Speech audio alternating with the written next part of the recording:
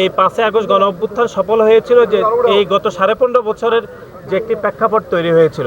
সুতরাং গণ অভ্যুত্থান পরবর্তী সময়ে আপনারা দেখেছেন যে গণ অভ্যুত্থানের একক ইজারাদার হিসাবে যাদেরকে বলা হচ্ছে তারা একক মালিকানা চিন্তাই করে যে রাজনৈতিক দল গঠন করেছে, সেই রাজনৈতিক দলের প্রতিটি নেতাকর্মী বিভ্রান্ত।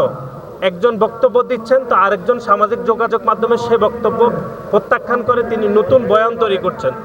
এবং বাংলাদেশের আমাদের যে গর্বের জায়গা বাংলাদেশ সেনাবাহিনীকে নিয়ে তারা বক্তব্য দিয়েছে, এটি জনমনে বিভ্রান্ত তৈরি হয়েছে, মানুষ সংক্ষুব্ধ হয়েছে সে বক্তব্য। সুতরাং যে নতুন রাজনৈতিক দল গঠিত হয়েছে সে রাজনৈতিক দল ইতিমধ্যে বাংলাদেশের মানুষ প্রত্যাখ্যান করেছে, এজন্যই যে তারা তাদের যে বক্তব্যগুলো সেগুলো তাদের যে সাংগঠনিক স্ট্রাকচার সেই স্ট্রাকচার এটি বরখেলাপ হয়েছে এবং তারা তাদের সাংগঠনিক স্ট্রাকচারের বাইরে গিয়ে তারা বক্তব্য দিচ্ছে এবং সেগুলোর নিয়ম নীতির তোয়াক্কা করছে না। এটি এক ধরনের হযবরল একটা দল হয়ে গিয়েছে। ওয়ালটন আবারও মিলিয়নিয়ার অফারে ওয়ালটন ফ্রিজ কিনে আপনিও হয়ে যেতে পারেন মিলিয়নিয়ার। এবং আপনারা দেখেছেন যে সেই রাজনৈতিক দলের বিভিন্ন নেতৃবৃন্দরা সংস্কারের বিষয়ে তারা বক্তব্য দিয়েছে যে একটি পরিবারের নিকট নাকি সংস্কারের বিষয়টি আটকে আছে। আমরা এই বক্তব্য তীব্র প্রত্যাখ্যান করছি, কারণ বাংলাদেশ জাতীয়তাবাদী দল রাষ্ট্র ক্ষমতার বাইরে গিয়ে অত্যন্ত খারাপ সময়ে আমাদের দল সংস্কারের বিষয়ে কথা বলেছে এবং যেটি ভিশন 2030 সেটি আমাদের দেশনেত্রী বেগম খালেদা জিয়া দিয়েছিল এবং আমাদের দল রাষ্ট্র ক্ষমতার বাইরে গিয়েও আমাদের 31 দফা দিয়েছিল। প্রত্যেকটি বিষয় হচ্ছে রাষ্ট্র ক্ষমতা বাইরে গিয়ে সংস্কারের বিষয়ে, কিন্তু আমরা দেখেছি সেই বিষয়ে তারা বক্তব্য দিয়েছেন, জনগণকে বিভ্রান্ত করছেন।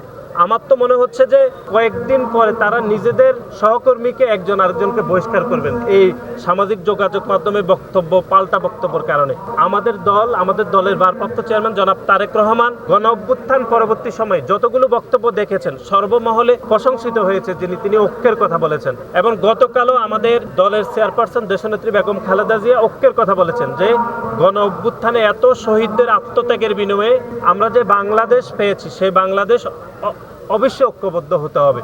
কিন্তু আমরা দেখেছি সে ঐক্যবদ্ধের বিপরীতে তাদের বক্তব্যের কারণে বিভাজন তৈরি হয়েছে এবং এই বিভাজনের যারা তারা যে বক্তব্য দিচ্ছে এই বক্তব্যের পিছনে একটি রাজনৈতিক দল যারা গত 15.5 বছর ধরে সেরকম কোনো আন্দোলন সংগ্রাম করেনি, তারা তাদেরকে বিভিন্ন কুপরামর্শ দিয়ে বিভাজিত করার চেষ্টা করছে। গণ অভ্যুত্থানের প্রেক্ষাপটই হচ্ছে একটি জনগণের সরকার প্রতিষ্ঠা করতে হবে এবং সেই জনগণের সরকার প্রতিষ্ঠার প্রাথমিক পদক্ষেপ হচ্ছে একটি জনগণ পরিচালিত একটি রাজনীতিক নির্বাচন হতে হবে, যে নির্বাচনে প্রতিটি দল অংশগ্রহণ করবে।